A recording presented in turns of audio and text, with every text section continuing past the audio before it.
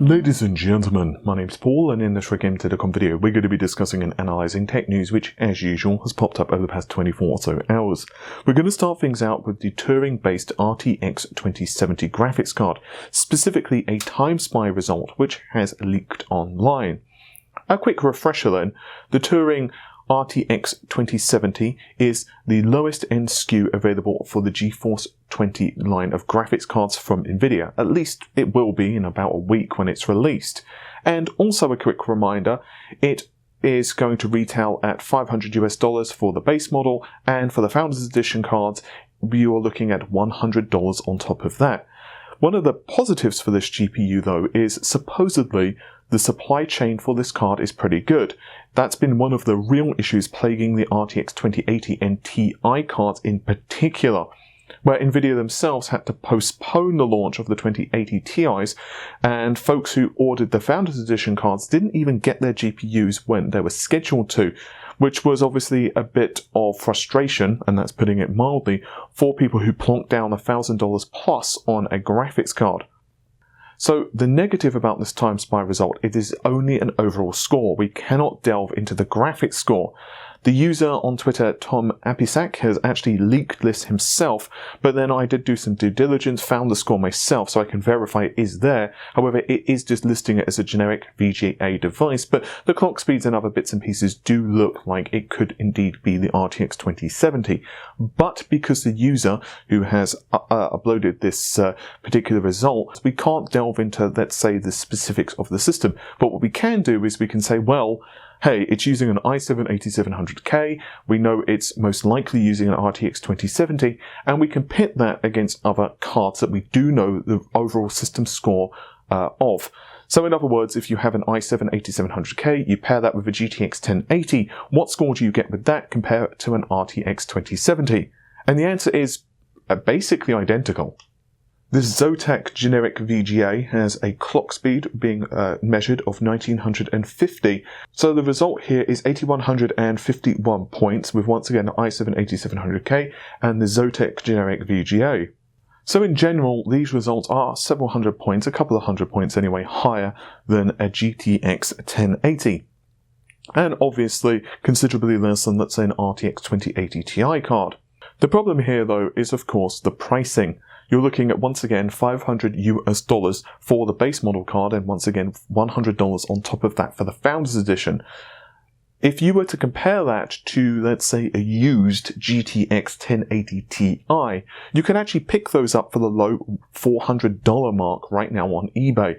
And even Amazon are doing pretty darn good deals, $500-ish US for a new GTX 1080 Ti. And of course, if you go down the stack and you pick up a GTX 10, in theory anyway, this means that the RTX 2070 is about on par with a GTX 1080 if that card is heavily overclocked, give or take a few percent and likely depending upon the title. So then, the GTX 1080 Ti is considerably faster. So if we look at the prices we've just seen, if you were to plonk down your cash on a used GTX 1080 Ti, or you can get a good deal on Amazon or whatever retailer of a new GTX 1080 Ti, then at least in terms of standard rasterization performance, the 1080 Ti does nail it. You've also got the additional 3GB of VRAM as well. How important that's going to be over the next couple of years, we just don't know, and no one can make that prediction. But hey, I would rather have the VRAM than not have the VRAM.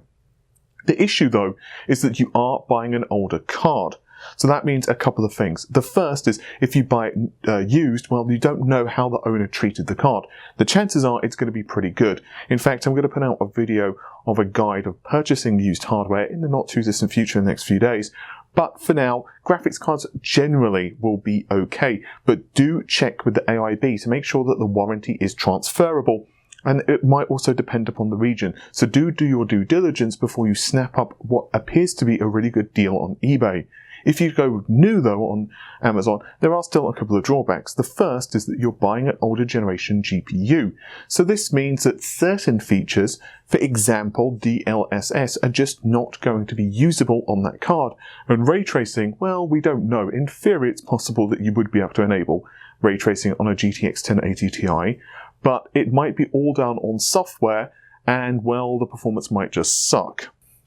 This is something we did look at just recently with a benchmark with ray tracing, comparing an RTX 2080 Ti versus a GTX 1080 Ti, but it is imperative to remember that that is only a ray tracing benchmark. So how that result compares in real games, we just don't know yet. I'll put a link to that video in the description. The other issue is that Turing will likely mature over the next several months as driver updates increase the performance.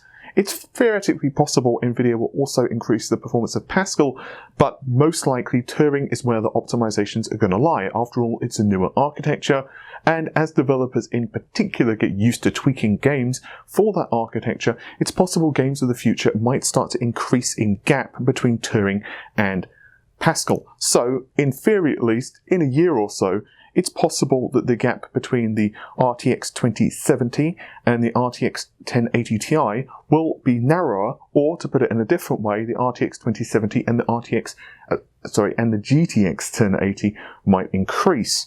But that's a prediction. My personal opinion, therefore, is it depends on you and what you are looking for. I would heavily recommend waiting for reviews.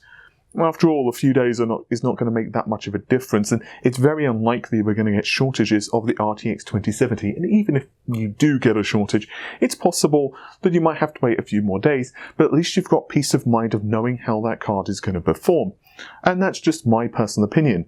From a personal standpoint, not being able to turn on DLSS and play around with ray tracing would kind of bug me, but I realise not everyone cares about that, so for those individuals who just want the best performance in terms of standard rasterization, then perhaps buying a 1080 Ti might be the better way to go, but I would heavily suggest waiting if you're uncertain.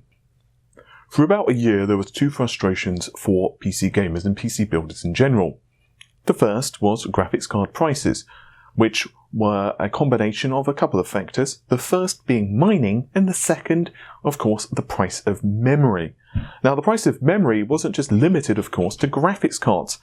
That also meant that DDR4, DDR3, NAND, everything just went through the roof, and that was through a combination of different factors. But there is some good news. Not only have we seen memory prices start to drop, but they will continue to do that into 2019 according to DRAM Exchange. How much by? Well, it does depend, of course, on the market, but the general consensus here seems to be around 15 to 20%, which, if you look at the price of RAM right now, 20% off of that is pretty darn reasonable. So why is it that prices are starting to go down finally? Well, there's numerous reasons behind this. One, ironically, is the shortage of Intel processors, and with uncertainty there, which has meant that PC builders haven't rushed out to buy new hardware so much, and this has also had a trickle-on effect for servers. The second reason is, well, cell phones. Cell phones require memory, just like pretty much any device, whether it's a tablet, whether it's a cell phone, a smartwatch, you get the idea. They all need memory of some description to run. And smartphone sales haven't been quite as boisterous as of late. So obviously that does help things considerably. And we also have oversupply in the DRAM chain. At least according to the analysts, we're looking at up to 22% increase in the output for DRAM as well, which should, at least in theory, mean that we don't have the shortages that have been plaguing us of late. But what about NAND? Well, NAND has already fallen 10% in price in the third quarter, and we could be looking at another 10 to 15% in the fourth quarter, and then yet again we'll see a decrease in 2019. How much? Well, this one's actually pretty significant. It could be 25 or 30% reduction in price, which is obviously really good news for system builders right now. That means that devices such as SSDs are going to come down in price rather nicely. And now, fantastic news for fans of the Command & Conquer series. Command & Conquer will soon be celebrating its 25th anniversary, and Electronic Arts are going to be remastering the original game. And this comes to us from the official Command & Conquer subreddit. EA producer Jim Vasella, who has worked on Command & Conquer 3 along with Red Alert 3, has confirmed that yes, we have recently announced Command & Conquer Rivals, a mobile game set in the Command & Conquer universe.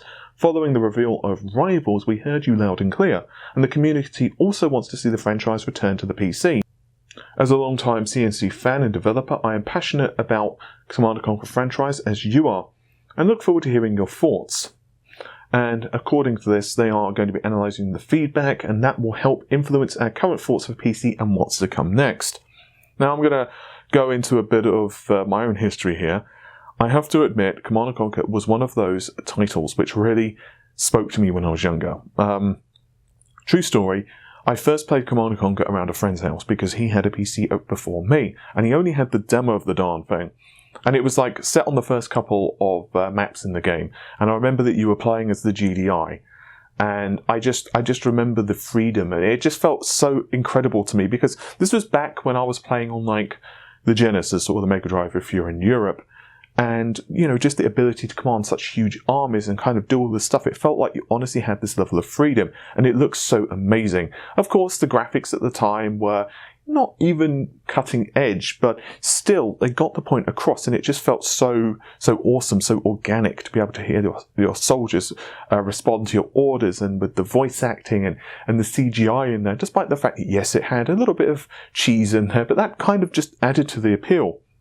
Talk briefly about my history of Command & Conquer, just because I remember playing it around a friend's house. He had a PC before I did, and he had the demo of Command & Conquer. I don't know if he had it from a magazine or what have you, but I just remember falling in love with the game. It wasn't just the music, which was amazing, by the way, but also the fact that your troops reacted how they did. They listened to your orders, they of course gave verbal feedback, and it just honestly felt amazing. At the time, I was a console gamer only. I did have some 8-bit systems, but primarily I was a console gamer at this point. I had a Genesis, or a Mega Drive if you prefer, along with the CD add-on, and that's what I would primarily be playing. So I'd be playing awesome games like Streets of Rage and Golden Axe, and I loved them dearly. But Command & Conquer was just, I don't know, it just felt different to me. I knew it was going to be special. And so eventually, I actually picked up a Sega Saturn along with Command & Conquer. Yes, that's how I originally played Command & Conquer, at least all the way through. I, of course, played it around friends' houses beforehand, and yeah. So eventually played Command & Conquer on the Sega Saturn and completed both sides, GDI and NOD. And then later on, very shortly after I picked up a Saturn, actually, I got my first major PC. Beforehand, I did have a couple of Windows-based PCs for a short period of time, but they weren't that great. So it was not really anything for gaming. It was more just kind of word processing. And I, once again, had an 8-bit computer, which I did do some gaming on. But by around 97, 98, I did have a PC, a Windows-based PC, and that's when I once again was completing Command & Conquer, and then later on I would play through Red Alert, and so on and so on. So I really have loved Command & Conquer and the series, and I have to admit, Command & Conquer Rivals did irk me the wrong way. I don't know how I necessarily want the remake to take shape. I'm curious how you guys would like the remake to take shape. Would you like pretty much the same maps and the same general feeling? I certainly would. I think that with updated mechanics, updated AI, a slightly improved narration and story, perhaps with better, of course, with better CG. I don't necessarily even mind the actors there. I think the actors are fine. Hopefully, I can't remember the chap's name, but the guy who played Kane, I would love for him to reprise the role because I think he did such a good job of the role. Yes, it was a bit of a cheesy delivery at some point, but that just made it really awesome, at least in my opinion. So let me know on your thoughts on this with the revitalization of Command & Conquer. With all of that said, hopefully you have enjoyed the video. The normal stuff, if you have, well, you can like, share, comment and subscribe. Quick reminder to regular viewers, I will be back in the United Kingdom on Monday. So I'll be back to the normal filming, you know, with actual computer hardware and stuff in the background, and there will be a lot of reviews coming up because we have some hardware waiting for me to return, so that's definitely good. But, you know, I've enjoyed my time here in Seattle. I will be returning at some point, but once again, when I do, I will still be working, so that's pretty fun as well. Quick final reminder, you can also find us on Patreon, which is linked in the description of this video, and you can also support us on Amazon through affiliate links if you so desire. If you've got anything to buy, even if it's a toaster oven, it does help the channel out, and once again, it doesn't cost you a penny. With all of that said, take care of yourselves, and bye for now.